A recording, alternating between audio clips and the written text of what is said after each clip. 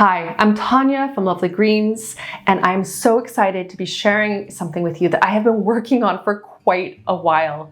My new ebook, Botanical Soapmaking, Oil Infusions for Vibrant Natural Colors. And if you've been looking for ingredients to naturally color your soap, beautiful pinks and yellows, greens, blues, corals, purples, and avoiding anything that's synthetic, then this is going to be the guide for you. And all of these soaps here in front of me, I've made using botanical infused oils. One of the things I love most about natural soap making is that it combines creativity, science, and sometimes even gardening and herbalism. Sometimes a plant gives you exactly the color you expect, and other times it surprises you completely. For example, when it's finished, Alkanet infused oil is a stunning ruby red color. It is so red and gorgeous. But use it to make soap and that red transforms into this earthy, beautiful purple. It's totally different. Another example is rhubarb, and in particular, Himalayan rhubarb.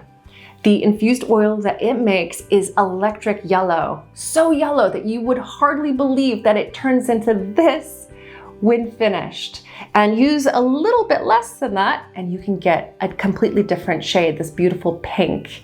And these kind of transformations are what inspired me to want to write my ebook so that I can show you how to do it too. The guide takes you through the entire process from choosing carrier oils and botanicals to making infused oils, straining them properly, storing them, and then using them successfully in soap recipes.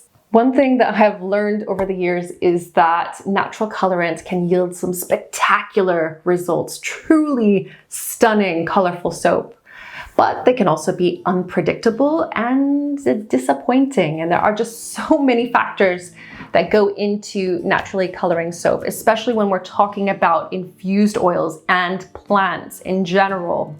There is the infusion method to choose, the botanicals to choose, the quality of the botanicals, the carrier oils, the potential pH shift. There are just so many things to think about. And that's why I wanted to combine what I know in one resource. Inside the ebook, you'll learn how to work with botanicals like annatto, calendula, alkanet, indigo, madder, Himalayan rhubarb, spirulina, turmeric, and more.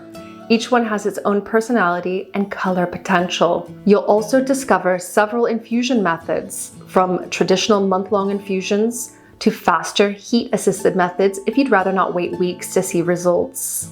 This guide is primarily focused at intermediate to advanced soap makers who already know the basic principles of cold process soap making.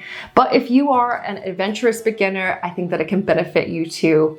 And if you are naturally coloring soap right now, or maybe a total beginner to natural soap colorants, this is a way that will help you to take that jump from micas and dyes and mineral colorants to something that is truly, truly beautiful and really in tune with nature. And that's another thing that I love about using plants and infused oils. It really does help to tell a story about your soap. And that could be a very good marketing option if you are selling your soap too. So being able to tell the story about the calendula flowers that you grew in your garden, or the indigo that you maybe sourced from a local grower. Those stories of plants really do paint a beautiful, colorful story about your handmade soap. So if you are interested in learning how to naturally color soap using botanicals, you'll probably want to check out my ebook. I'll leave a link to all of the details down below, but also feel free to leave me a comment, ask any questions, or be in touch in any other way. Thank you so much for watching this, and let me know which of these soaps is your favorite color, or which one you're wondering which colorant was used, and I will let you know down in the comment section. Thanks again, and check out my new book, Botanical Soap Making, Oil Infusions for Vibrant Natural Colors.